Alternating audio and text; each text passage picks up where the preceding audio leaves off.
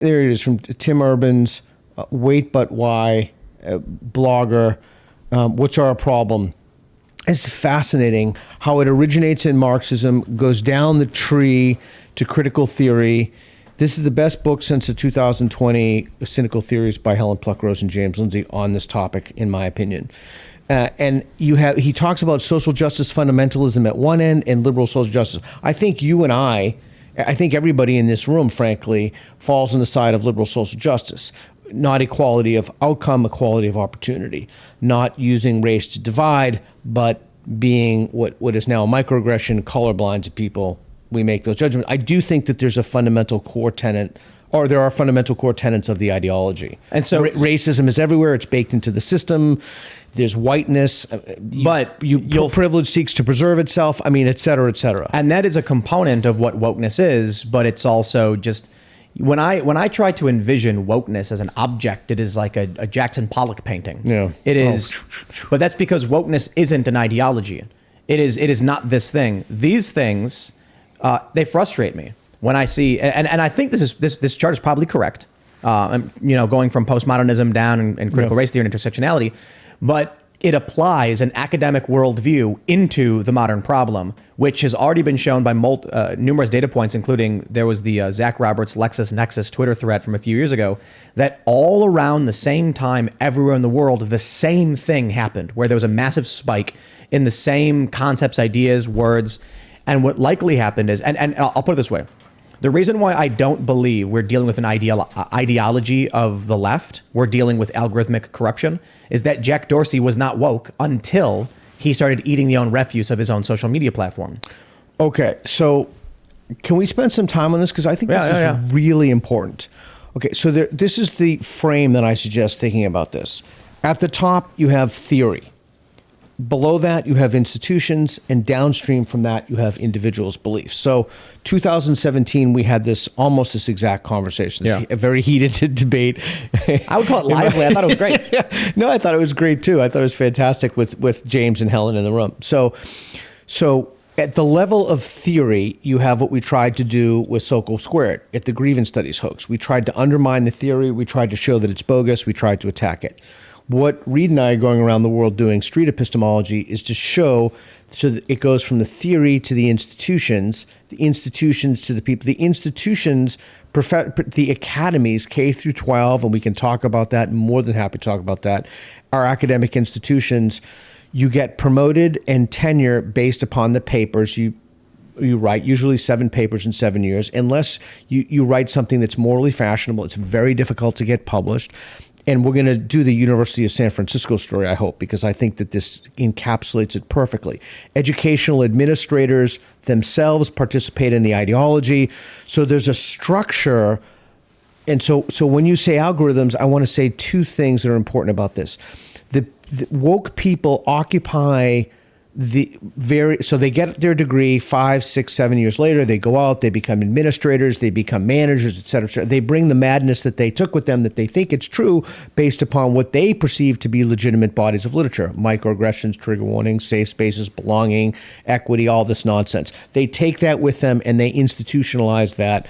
We can cover it if you want, but it's a reverse Trojan horse, Martin Bailey. We can cover that. So now, to get to your point about the algorithms, yes, you are correct, but the algorithms themselves wouldn't even make sense unless you understood that model. Like, this doesn't come ex nihilo, like manna from heaven, right? This comes at a very specific place. I'm starting to think that institutions include social media networks now. Hold on. One of the first big political trends was probably loose change 9/11, which was certainly not within the confines of this academia, and the Ron Paul revolution, which was absolutely not in the confines of this academia.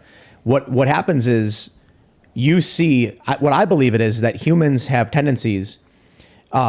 Rage makes someone more likely to share something than any other emotion, anger. And I always shout out CGP Gray's video, "This video will make you angry." And he explains this, and he was like, it's really great. He's like, this group is talking about the other group is talking about this group. They're not actually talking to each other. They're talking about each other. And he's like, trust me, I am not talking about your group. So what I see here is, yes, the ideologies of the left do exist, and they do have a degree of prominence among the modern left today. But there's also, I don't know, How many ideologies exist? Hundred thousands, Countless. millions, countless. So why is it that this is the one? I think the issue is that's a genealogical question that I could answer. But I don't think The chart actually answers that. But this chart then omits every other ideology and the path that's taken and its degree of prominence in modern But every culture. other ideology isn't the dominant moral orthodoxy now. This wokeism is the dominant moral orthodoxy. We see it everywhere. And it's because of social media algorithms, not because of universities. Okay. So that's the question. Why are the social media algorithms catering to the moral orthodoxy? They're so very simply put, advertisers fund moral orthodoxy. Before wokeness took over, how did this begin? First, we had what year was it, Luke? 2008, 2009, the Ron Paul revolution? Right around there, yep. You're starting to see the emergence of moralizing through social media, with people listening to Ron Paul's message and it resonating to the point where they were going around slapping stickers everywhere, anti-intervention, sound currency, a lot of really, really awesome things that I completely agree with today. But eventually, these social media platforms started to adopt algorithms that would show you more of what you engaged with. Two things happen. People are more likely to share something that makes them angry, and advertisers are less likely to advertise on something that's morally objectionable. In modern culture at the time, 2008, we find racism to be objectionable. So a big advertiser says, I don't want my product on racist content. Yeah, okay, so you just smuggled something in there. We find it to be objectionable because this is morally fashionable. Like, this is what's morally fashionable today. But this was pre-wokeness. Yeah, I guess the main wokeness really kicked in 2012, 2010. So 2008, I would give it's pre-wokeness. But in that case, you're talking about a kind of tribalism, right? You're not talking about the algorithms themselves. Do they feed outrage? For sure. Yes. Yeah, for sure. Every Yes. single thing you've said is true. And I don't mean to use a big word, but it's the only word to describe. It's covariant. Like, both of those variables act upon each other at the same time to enforce the dominant moral orthodoxy even more than it was in the first place. So what's happening is, this is why I say that the problem is not the ideology. The ideology has existed for a long time. The ideology is a component of the problem. The problem is we are in a feedback loop of algorithms quadrupling upon quadrupling our problem. It's exponential growth. So the example of this I give is 2008, it starts with the viral Ron Paul revolution, which is a good thing. Then you start to see, my favorite example is Mike.com, which started off as a website exploiting this, and they were producing libertarian content. However, within that libertarian content was anti-police brutality content, because libertarians didn't like that either. There was also Second Amendment audits that were going viral where people were like, the cops stopped me. And you get these videos of people challenging police officers. Right. Then people start adding in a racial component. Why? Because they start putting up videos of police brutality against black people. These videos start getting just plastered all over Facebook because it makes money. At one point, a website that was dedicated to nothing but police brutality videos was the 400th most viewed website in the world. What website was that? I'm not going to say what website that was. And they were paying their writers an exorbitant amount of money, and all they did was post videos of police brutality. This starts fracturing the minds of 10-year-olds in 2010, who are now 23-year-olds who are voting in this election, whose entire worldview has been built upon a machine that started with libertarian, advanced into so here's what happens. When libertarians are sharing anti-police content and they're getting a lot of views because people don't like injustice. It is the epitome of injustice when a cop violates our rights. Like, that's the opposite. They're supposed to be upholding the law. Then you add in a racial component, and now you have an exponential growth. The people who hate racism and the people who hate police brutality, everyone's seeing it and everyone's sharing it. Then Mike.com shifts its business model and says, this gets more views. Let's do more of this instead. The company then slowly, rather exponentially, rapidly shifts into a woke social justice company. But here's the thing.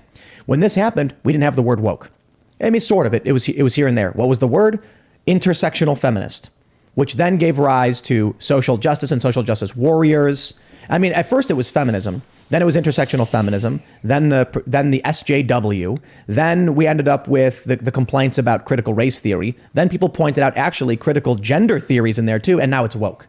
what we're seeing is a feedback loop of social media algorithms funneling refuse back into the mouths of people in what I would only describe as a human centipede of ideology. Just to clarify, would you say that woke is the way that the ideology is funneled? Because so when people say, what does woke even mean? Okay, well, when the average person describes woke, they may mean a bunch of different things. But the one unifying factor is they're referring to the modern left liberal orthodoxy that was created by social media algorithms. And the example I give is Ukraine war is the easiest way to understand this. Why is it that Hassan Piker will be like, here are these things that I believe, trans rights, and then also, I also am for war in Ukraine. And you're like, what do these things have to do with each other? And why is it that this individual has no principles?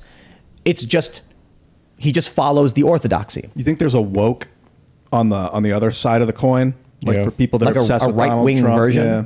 But it's so small and there's no institutional power behind it. I find it to be negligible. But it could become a problem if it were let. If they got control of the machine. I think it was white nationalism. Yeah, I think that the anti-woke people are starting to use some of the tools of the woke now. So it's, and I want to come back to what you said because I think it's important. Cancellation or not having conversations with people with whom they disagree. So I think that they're adopting the tools to buttress the ideology. So this is both a very complicated problem and a non-complicated problem. So I don't mean to muddy the waters too much, but I do want to say this because it's been really bumming me out. So I read a piece in The Epistemology of Democracy. It was by Keith Stanovich. It was about my side bias.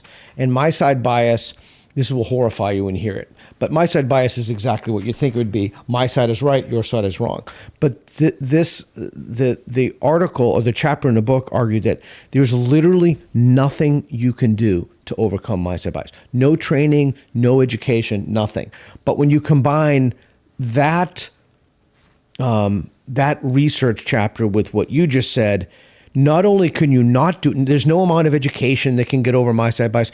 You're now talking the algorithm being held hostage to the algorithm. Yes, So and the any humans hope being held hostage by the humans. So even if there weren't the case that you're being held hostage by the algorithms, you're still suffering, this my side bias thing, no training, no education, et cetera. You just can't. So what are you going to do? So that is, I think, what is often missing in these conversations.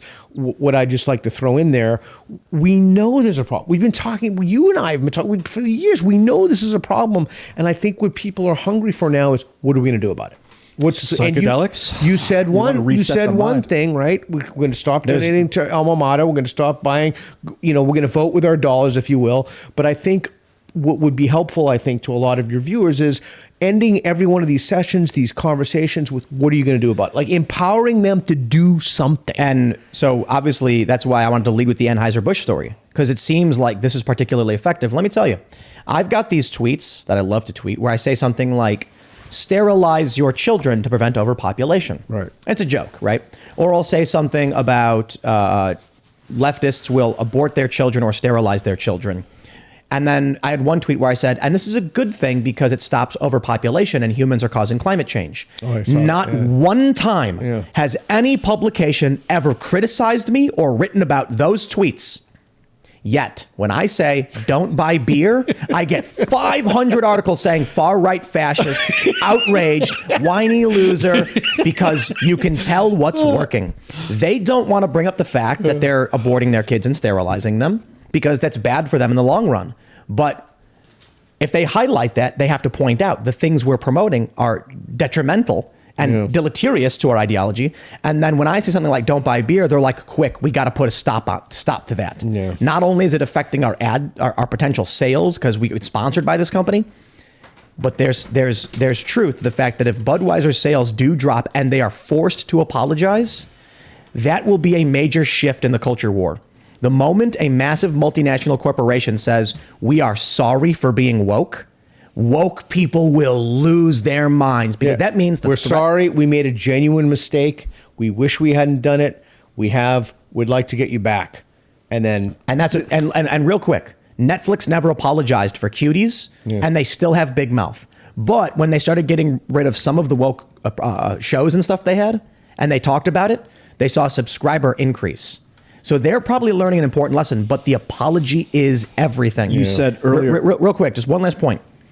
Antifa uses violence, and the far left uses violence, and in the summer of love, they got away with it because they have law enforcement to a certain degree on their side, either because police are too feckless or the DAs are bought and paid for. So these big companies, as I've long stated, do not fear Dave Rubin, classical liberals showing up with pitchforks. They do fear Antifa, who do it and get away with it. Yeah. If Budweiser is willing to make an apology to all of us for sponsoring Dylan Mulvaney, that means they are saying the threat of physical force from Antifa is not as scary as us actually going out of business. Yeah, and I want to add to that, and I want to just say to the people listening to this, one of the things that I've seen over and over again is people are very afraid to piss off the far left. My comment to you is they already hate you. They already hate you because you're going to say something or not toe the line perfectly. Do not be afraid of these people. Do not be held hostage to them. Be based. Also, the cartels and Islam. Don't be held hostage to violent extremists of any kind. No offense, people, that not Islam at all. But I mean, you know, what's his name? Richard Dawkins was afraid to even criticize or talk about it. Yeah. And that's really sad because every religion should be criticized. Shout out to Steven Crowder, potentially one of the most fearless guys, who's constantly making jokes and saying F you to all of these extremists who are telling him to shut up. You said earlier how these things could cause people to lose their minds, these far left. And you were saying this my side bonus. I actually jokingly said psychedelics, but like I think being able to clear your mind helps you see the danger of your side. Like if it means that recording yourself on video, uploading it, and watching yourself say it and having no choice but to accept that's what you are, you'll see what you did wrong. Thanks for watching this clip from the Timcast IRL podcast. Hang out with us live Monday through Friday at 8 p.m. and become a member over at timcast.com for uncensored, members-only shows exclusive. Thanks for hanging out, and we'll see you all next time.